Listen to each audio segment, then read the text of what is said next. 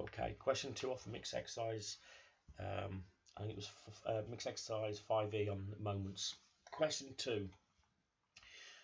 A uniform rod, so the weight acts right in the middle.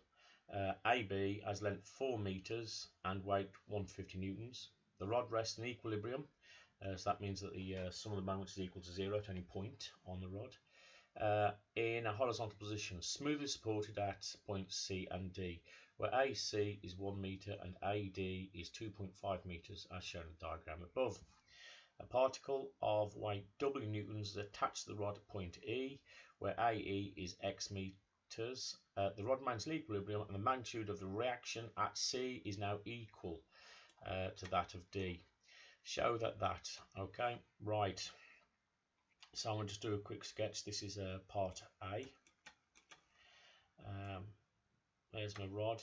I've got A, I've got B, and this is 4 meters long, so 1 meter in, and I've got a reaction there. It is C, and I know that the reaction here I'll call R is exactly the same as this one here, which is 2.5 meters from here, so it's probably about there.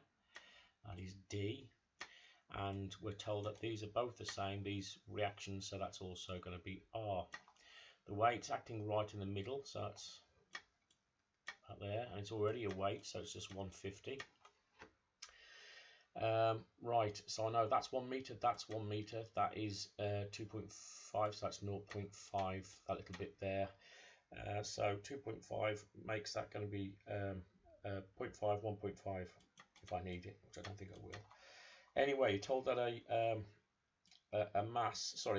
weight of W newtons is placed X meters from A to make these reactions the same. Now it doesn't matter where you put that. You could put it here, here, here on your diagram, or even here. It doesn't matter. I'm going to slap it somewhere here, and that is already a weight, so it's already in newton, so I don't need G weight, and its distance there, I'm setting that distance there to be X. Now the first thing I'm going to do is resolve to get R in terms of W and numbers. So that's what I'm telling the examiner. Resolve vertically. These are the only options you've ever got when you're taking moments, resolving vertically and taking moments at any point. So I'm going to resolve first of all, and that's because we're in equilibrium. Net forces is equal to 0, and therefore I've got R plus R plus, Y minus 150 minus W. Don't know why I've said that and written it the wrong way around. That's weird. Is equal to 0 because we're in equilibrium.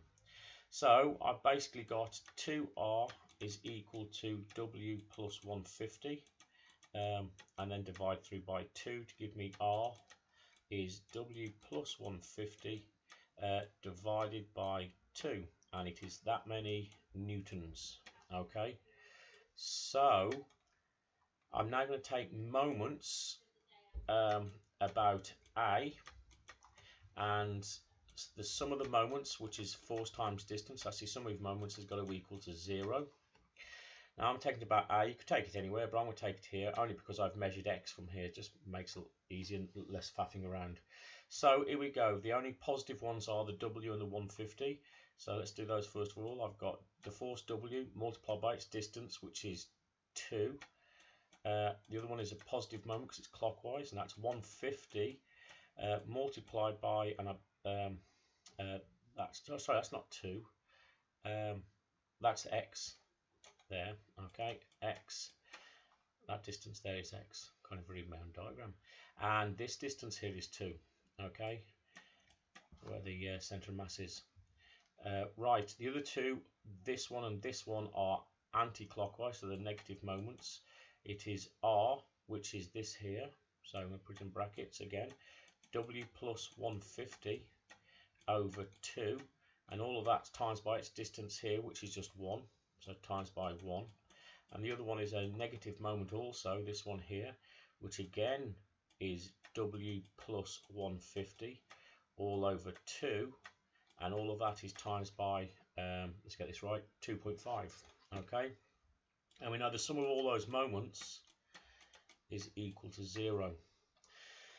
Now this just becomes pure maths now. So we've got Wx plus 300 minus, and I'm still open brackets because you've got to be careful this minus with these brackets, plus 150 over 2 times by 1 is just that. I'm bringing this at the front here, not really changing much, minus that, W plus 150 all over 2. I've only slightly neatened that up. Now to get rid of fractions, I'm going to times everything through by 2. So that leaves me with 2Wx plus 600 minus, and I expand this out, minus W and minus 150. Times this by 2, I've still got minus 2.5, and I've got W plus 150. I've just got rid of that 2 there. Now I've got decimals. Where I'm going to get rid of that is times everything through by 2 again to leave me with 4Wx. I'm going to neaten this up with this to leave you with 450.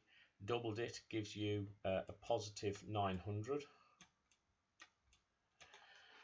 Okay, minus W, and I've just got to double that, gives you 5. 5 of those is going to give you minus 5W, and double that is 5, so minus 5 of those, well, that's going to be 500, and it's going to be 750. So yeah, 750.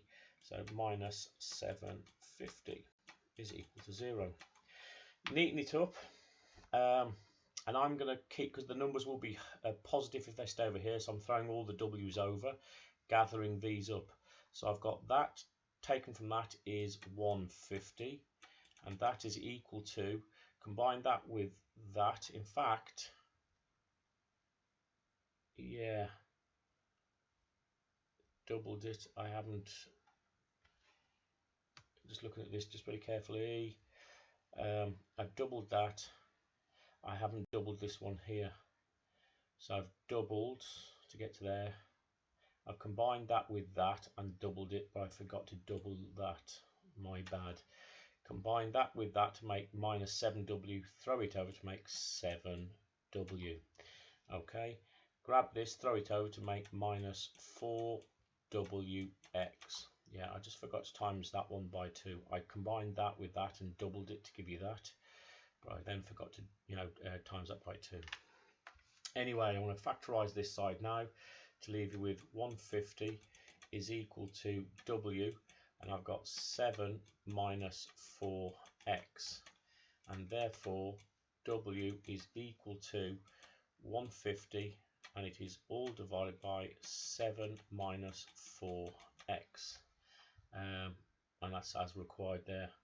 So as required. Okay, moving on to the next bit, B.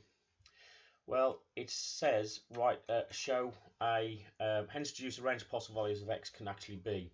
Well, all you've got to go on is this, and all you've got to remember is that this can never be a weight can't be negative, and this can't be a negative number. This bottom here is always going to be greater than 0, therefore. Okay, because you can't divide by 0, and a weight can't be negative. So we know that because W has always got to be greater than 0, okay, well in fact it can actually equal 0, but on this occasion, therefore, that is suggesting, because you can't divide by 0, because that means that you've got infinity, an undefined region, this result here has got to be positive. Okay, so 7 minus 4x has got to be positive, i.e. it has got to be greater than 0. It can't equal 0. Add that to both sides. 7 is greater than 4x. Divide through by 4 and turn it around. X is going to be less than 7/4. Now that's not the limit, because if you come over here, 7/4, that's going to be 1.75. So 1.75 meters. So x can be anything measured from A, remember, but you can't go into down here, so you can only go to x where x is 0. So there is a so therefore we're going to finish that question off. There is a lower limit. X must be greater than or equal to 0, but less than 7 quarters. Okay, and that's the range of possible values of X. Okay, because it obviously can't go back on itself. If you look at the diagram, it can't go back here, but it can actually lie on A. Okay, I hope that helps.